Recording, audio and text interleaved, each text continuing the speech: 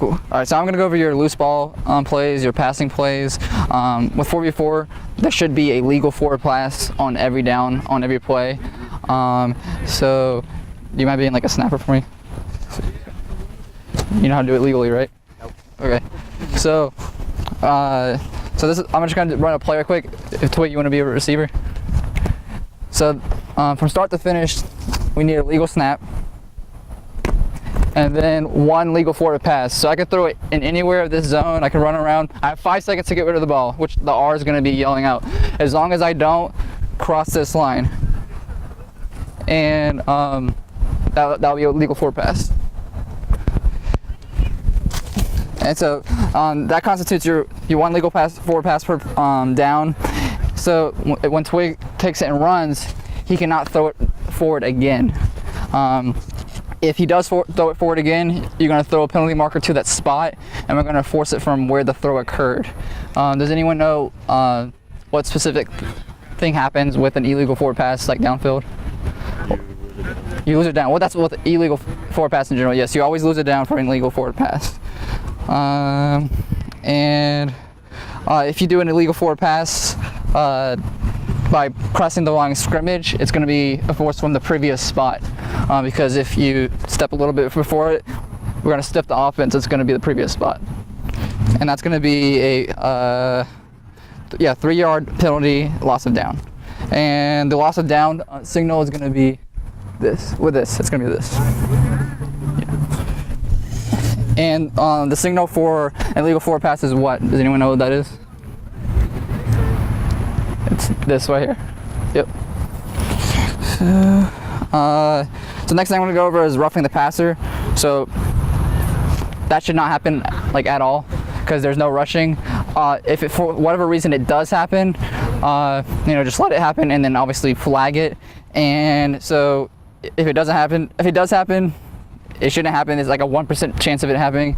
You're going to enforce it from the previous spot, because if it happens back here, you don't want to force it the 5 yards from where the quarterback got hit. You would force it from that spot, because you're helping the offense out because of what the defense did illegally.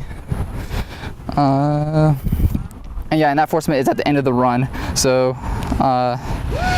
next thing I'm going to go over is what constitutes a catch. Does anyone know the criteria for a catch? Retain possession of it. Yep. 1 foot in bounds. 1 foot in bounds, and they have to complete the process of the catch. So if they catch it and they're going towards the ground, they have to maintain that full possession to the ground. If they do not, then it'll be an incomplete pass. 1 foot in bounds with high school, college rules in that regard. And does anyone know what we do for a simultaneous catch? It goes to the office. It goes to the office, yes. And it's going to be down wherever it happened at. So pass interference. When does it start for the offense? When those restrictions will start? At the snap. So a receiver cannot come off the line and jam the defensive player, push them off, because that's going to be pass interference. So their restrictions start at the snap. They can't. They're not allowed any kind of contact with the defensive players. What about defensive pass interference? After it's thrown. So if the ball's in the air and the defender makes any kind of contact to disrupt the receiver from trying to receive the ball, it's going to be pass interference. And with contact between receiver and defensive back, if the ball has not left the quarterback's hands, what kind of penalty is that going to be? Illegal contact. It's illegal contact. So since it is not a passing play yet, it's going to be an illegal contact penalty. The enforcement's the same for all loose ball plays, which is where? The previous spot. So for all loose ball penalties, it's going to be from the previous spot. Teams are going to be upset about that at the beginning of the season, because they're used to on National Football League that the pass interference is going to be enforced from where it occurred, like way downfield. So if they throw a really deep ball like to the end zone and they're interfered with down there, they want it to be on the 1 yard line. That's not the case. It's going to be a 5 yard penalty from the previous spot. The only exception to that is during a passing play, the receiver catches it and then runs, it becomes a running play, and then there's like some kind of penalty in there. That's going to influence where the penalty is enforced, because at that point it would become a running play.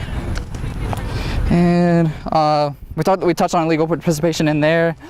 So if a receiver runs out of bounds, comes back inbounds, they cannot participate in the play and touch the ball, regardless if they were not the second or third person to touch the ball. So if I ran out of bounds, Sid is the receiver that caught the ball, he cannot pitch it back to me and me run it in because I was out of bounds. And when this occurs, you're supposed to drop your hat. If you're not wearing a hat, you can put a beanbag down, because the penalty is to mark the fact that they went out of bounds. So if you see them run out of bounds, beanbag it or put your hat down so you can remember that someone went out of bounds. And so if they came back in bounds and participated in the play, then you would be able to flag that penalty, and that's going to be a 5-yard penalty from the previous spot. So you're going to force it from the line of scrimmage where the play began. Like, is that even if like they're just running, even if they don't catch it, or is it just when they catch it? It's so they cannot touch the ball at all. Okay. So they can come back in and like their participation is essentially over because they can't like block or anything. So their participation is pretty much over the play as soon as they go out of bounds. And do you guys have any questions regarding any of the passing game? No? All right. Cool.